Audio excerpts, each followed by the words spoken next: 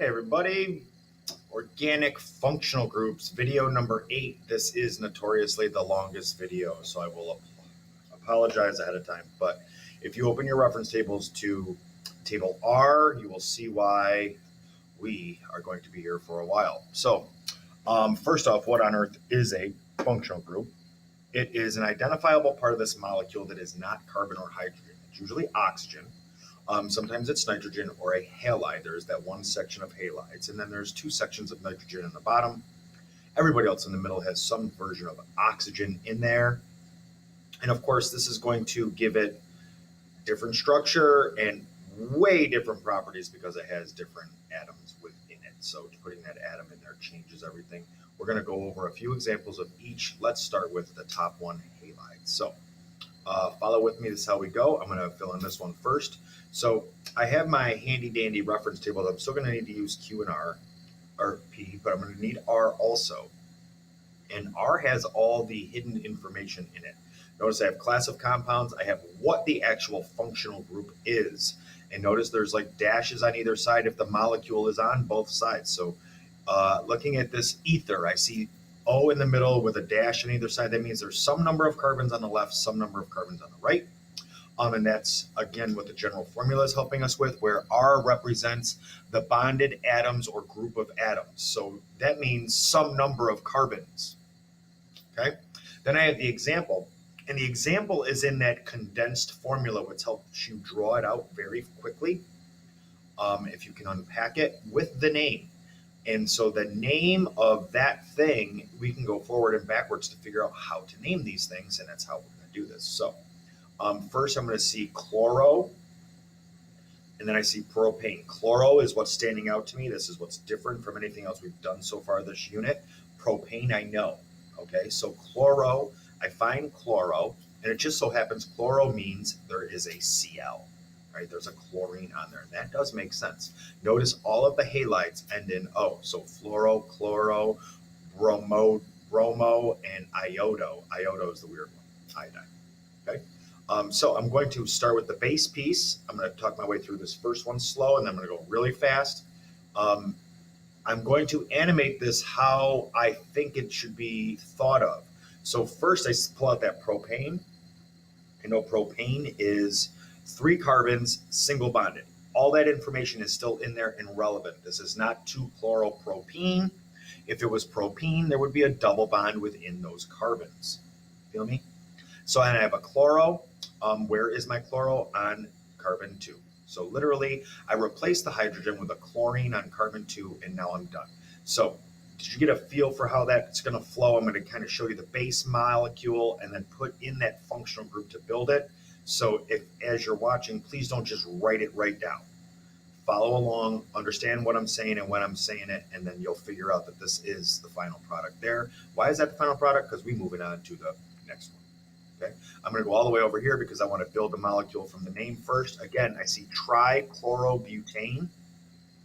Again, chloro is here, which means Cl. And I'm going to start with the butane, which is the piece I'm familiar with. So butane, 4 carbons, single bonded. Then I have trichloro. Now, we haven't dealt with tri yet until this example.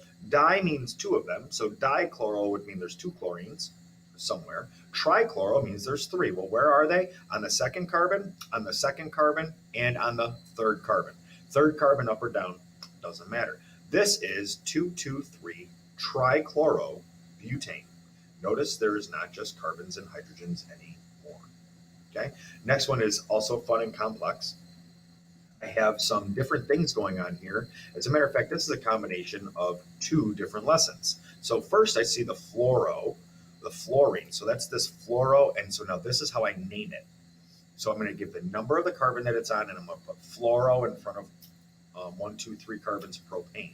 Okay, but then I also have this other problem. I have this side chain of 1 carbon, so I still need that table P to say 1 carbon is meth, and it's a side chain, so it ends in -il. So let's build the whole thing together.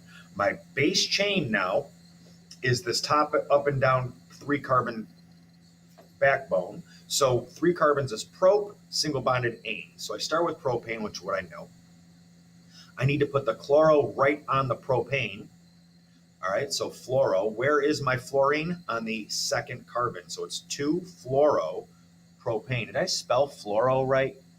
It's, don't do it my way. It's UOR. So I apologize for the typo. But I just told you about it, so you don't have to tell me about it. I just told you about it. Fluoro, I spelled wrong. I do it constantly. Honestly, it's one of those things I should have double checked because I do it a lot. And then I have this methane side chain. Side chain means end in YL, so it becomes methyl. And then where do I put that? On the second carbon. So this is propane, 3 carbons single bonded, with a fluorine on the second carbon and a methyl group on the second carbon. There we go. Kind of complex, but very doable. Okay, on to alcohols. I'm also going to not read for you all of those rules. They all exist. I expect that you read them and understand them. Let's be honest. I expect you to read them and understand them. Thank you.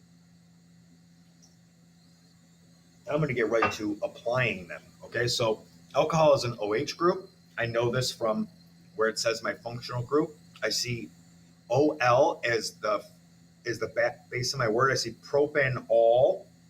I'm used to propane. The difference is the OL. And look, here's the word that ends in OL. I find that in my handy dandy table R, and I see my functional group is an OH. Propanol sounds like it was propane. So let me start with propane. Then I'm going to add an OH. And where am I going to add the OH? On the first carbon. So on the first carbon, put in OH. That is propanol. Okay. And again, this one is already given to me. So I'm going to hunt out my functional group first, and I'm going to find the OH attached to the third carbon. Finding an OH in my reference table tells me it is an alcohol that ends in OL. Okay, so now I'm going to name my base chain, which is 1, 2, 3, 4 carbons, which is butane. And then it looks like I take that propane and turn it to propanol. So I'm going to take my butane and turn it to butanol. And then I need to know, where is my OH group? It is on the second carbon. If I put it on the first carbon, it would be 1-butanol. And if I put it on the second carbon, it is 2-butanol. Okay, get a feel for this? All those other rules we have for numbering come into play. Good, we got 2 of them done. We have a bunch more to go. Milks, hurry up. Here we go. Ethers. Heads up, there's 2 words on this chart that look a lot alike. Ethers and esters. Please do not get them confused. Students do that all the time. Then there are 2 naming structures that look almost identical. Alcohols is OL and aldehydes is AL as an ending. So be very careful about the endings OL and AL. When I told you at the beginning of this unit that one letter matters, it wasn't just amine and ine, ester, ether, ethers. Butanol and butanal are 2 different things. So there's a lot going on in this unit with the letters, and they are very, very important. So please pay attention and be very, very careful. So ethers go like this. I see I have methyl ethyl ether as a name. So I'm going to hunt down in my examples and find something that has an ether in it. And this should have actually, instead of me highlighting that circle ether up here, I should have highlighted the name right here, methyl ethyl ether. And it just so happens to be the one I'm looking for. So then I see my functional group as an O in the middle. And then going by the name, I have a methyl side chain on one side and an ethyl side chain on the other. So I have a 1 carbon side chain on one side, and I have a 2 carbon side chain on the other. And it talks about naming the side chains in alphabetical order. That is technically true. You could say ethyl methyl ether. And for our case and purposes, I'm not going to mark you off if you name it methyl ethyl ether, because honestly, it's just rotating. I can build the molecule and it's still the right molecule. So as long as I can build the right molecule, I'm not going to harp. The convention is to do ethyl methyl ether, but just a convention, not the biggest deal in the world. Okay, now I see butyl propyl ether, butyl propyl ether. So again, I'm going to find the word that says ether, and I actually just see that in the name, but I would be looking in the naming structure first, like I did the other one with the alcohol. Okay, I would look for the name that ends in ether, which means that oval I just drew should have been on the actual name. And then from there, I find the functional group of ether is O. So let's start with that. I like to start with the functional groups. One side I have 4 carbons, butyl. The other side I have 3 carbons, propyl, this one's going to be big, but 4 carbons on one side, 3 carbons on the other side. This is butyl propyl ether. Notice ether is the zeros, or the O in the middle. It's called a zero, it's so funny. My bad. All right, going backwards from structure to name, let me pull out that functional group first. Then I find that same thing right there. There's my O's. You can see the dashes on either side, and it matches perfectly with what I highlighted there. So this is methyl ethyl ether. It gives me a clue on how to name it. And if I were to draw that out, you would see that you have 1 carbon on one side, 2 carbons on the other side, so you can name your carbons as side chains because you see that YL. We will do the same thing here. I will call it an ether, and then I have a ethyl, and I have an ethyl. So I have ethyl ethyl ether, and that sounds ridiculous. There's an easier way to do that. We can call that diethyl ether. Okay, 2 ethyls, diethyl ether. Moving right along. Whew, here we go. Come on, Milks, we got a lot more to go. Aldehydes. We have heard of an aldehyde. Formaldehyde, what we use to embalm dead bodies, is an aldehyde. It's going to end in AL. So I'm going to look at this word, propanal. I'm going to look for one on here that ends in AL, and there it is. Oh, and it just so happens to be propanal. That means I have this functional group. C with a double bonded O, and what that H tells me is that it's what we call a terminal carbon. It's an end carbon. Okay, an end carbon. Okay, so I'm going to start with propane because I can see propanal used to be propane. There's my propane. Then on my end carbon, I'm going to put a double bonded O with an H, so it's going to look like that. 3 carbons, double bonded O, and an H. That is propanal. Okay, going backwards, I am going to first locate my functional group. My functional group, there's where this thing is different from everything else, and it is not a ketone. Ketones are in the middle, and I believe they're next. This is on the terminal carbon. So notice that is different than ketones below it because of that H.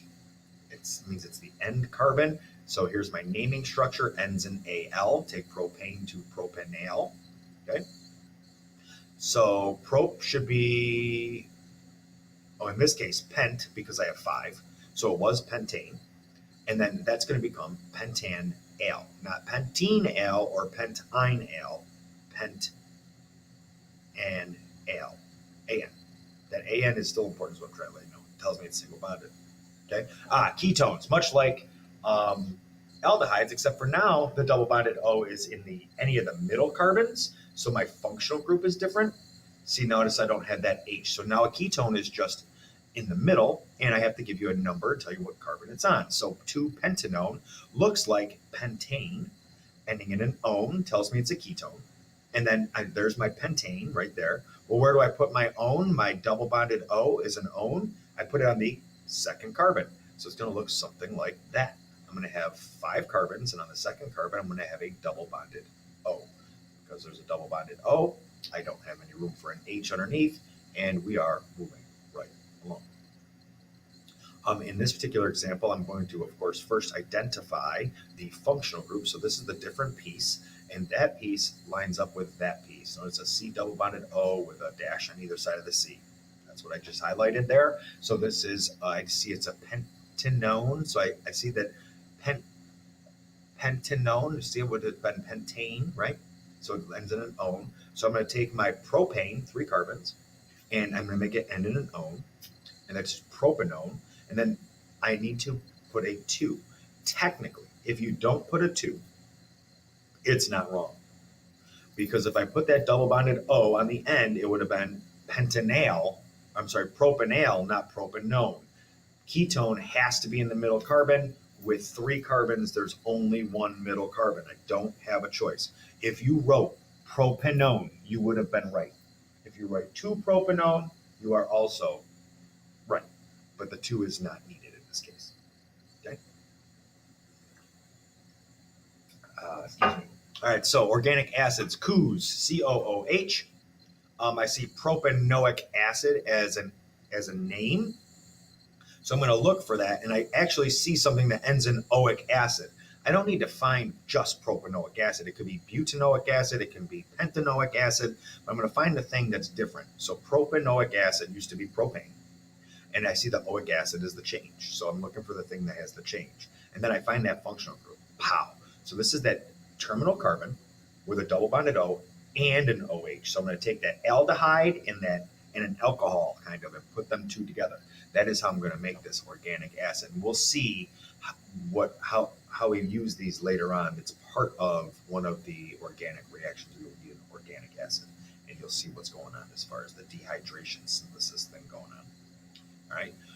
So I have propane, which I can pull out of propanoic acid, right? The oic acid's different. I can recognize the propane. And I'm going to take this functional group and I'm going to put it right on that end carbon and pow.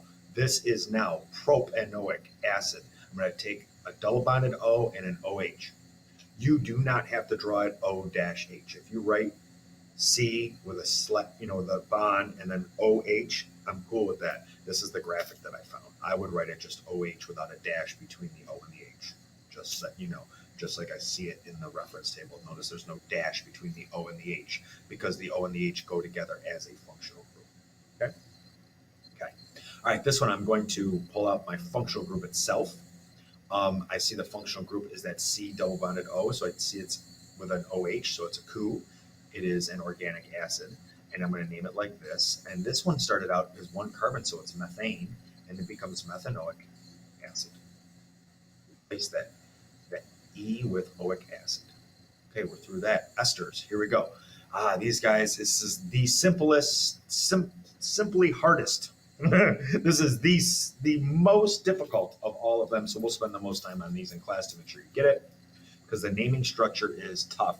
This is methyl propanoate, and this one is the one where I beg you to please draw it out and see what's up. You'll see the 3 carbons in the picture there that we're not doing. You see 3 carbons. Well, that is methyl propanoate, by the way. The prop, 3 carbons, is in the carbon that has the double bonded O and the O. And then the other one we're going to treat as a side chain. So that's how that works. So I'm going to start with this particular functional group, and I'll put it here. And I need to know that the bute is part of that. So I need 4 total carbons with that carbon there. So that's going to look like that. 4 total carbons, including the carbon with the OH in it. And then on the other side, I have a side chain, which is an ethyl, 2 carbons. So there we go. This is ethyl butanoate. I know I got to go fast because this time is going through, and I got to, eventually get the scanning here. But that's a butanoate, and it's tough to find that the 4 carbons is in the actual OH. That's what makes this one the toughest. It's not the easiest, let me tell you right now. Out of all of them, this is probably the biggest, baddest of them all. Here again, I'm going to look up OH. I see it is an ester as this functional group, so let's do this. And then methanoate, I only have 1 carbon in the functional group, so boom, I can end it with an H. And then on the other side, I have a propyl, which is 3 carbons, right? Propane, prop. So there's my 3 carbon side chain. Notice how that works. The carbon with the double bonded O and the single bonded inline O is where the OH is, and there's only 1 carbon there, methanoate. Okay. Break down the next one for you quick, and we got 2 more to go, and I think we're done. We're going to do nitrogen, and we're outie. Let me circle the functional group. Notice I got both oxygens in there. I have a double bonded oxygen with a single inline oxygen. That's what tells me it's an ester. Then I look, and this is how I name esters. So you see how I use this table back and forward and backwards. So I need to take the carbon chain that has the double bonded O and the O in it. In this case, I see 3. 3 carbons is prop, so that's going to become propane. That propane is going to become propanoate. And then I have a 1 carbon side chain, that's a methyl propanoate. That's how we get there. This one is tough. We're going to get some practice on this, and you will eventually get it. Okay, 2 more. Amines and amides, and we're done. Propanamine. So I'm going to look up this thing that says ends in ene. I notice that it's a nitrogen somewhere, and there's 2 different examples of how this can go, because this can be inline or it can be just attached on. Okay, so propanamine on the first carbon is a nitrogen, is what that's saying. So on the first carbon, put a nitrogen on any of them. And then the nitrogen obviously has to be filled in. Nitrogen makes 3 bonds, by the way. Carbon 4, nitrogen 3. Okay, so you need to know that. So there's that one. Then there's 2-pentanamine. Okay, so pentanamine is 5 carbons with an amine. Where's the amine? On the second carbon. Okay. So it's going to look like that. That is not a Z. I had to rotate that. There's no picture I could find. So you can draw that with your N normal and your H's normal, but on the second carbon of a 5-carbon chain, put your nitrogen. This last example happens to be an inline one, and I can tell because look, it's inline. So now what I'm going to do is I'm going to name this as an amine, but I'm just going to name the carbons now as side chains. So the naming is pretty easy. I just start with amine for that N. That N tells me it's boom an amine, and I end it in amine. And so I'm going to end this in amine, and then I have a methyl group on one side and an ethyl group on the other side. So this is simply methyl ethyl amine. You do need to know that amines can be done both ways with an inline N, or attach the N onto a carbon where the carbon backbone is intact. So that's the only one that kind of can be multiples, if you will. One more and we're done. Thank God, Noxus is taking forever. But I'm sorry, there's 9 of these things. Okay, amides. This has an N with a double bonded O. Okay, so on the same carbon that the nitrogen is on, there is a double bonded O. So again, this is nitrogen chemistry. Amines and amides have nitrogen. I don't know how you remember that. If you come up with a name, by all means, tell me. Propanamide, 3 carbons, single bonded. That's the propan. And then the amide, it means on the end carbon, I'm going to put a double bonded O and a nitrogen. So it's going to look like that. That is propanamide. Notice that is different than just a nitrogen. This is a nitrogen with a double bonded O to the carbon the nitrogen is on. All right, butanamide, I can see butane in there. So that's 4 carbons. I find my word that ends in amide, see that this is my structure, and I'm going to start with butane, which is 4 carbons. On the end carbon, I'm going to switch and put a double bonded O and a nitrogen now, and I have butanamide. And with that, I know I went fast. You need to go through and you need to now seriously practice. The reason why this packet is so big is because video 8 has like a page of practice for all 9. So there's like 9 pages of practice. Please do practice for every one of these things so you can have them right. The last page and a half of the lab is you building at least one of every one of these things so you can physically 3-dimensionally see what's what. Finally, it's over.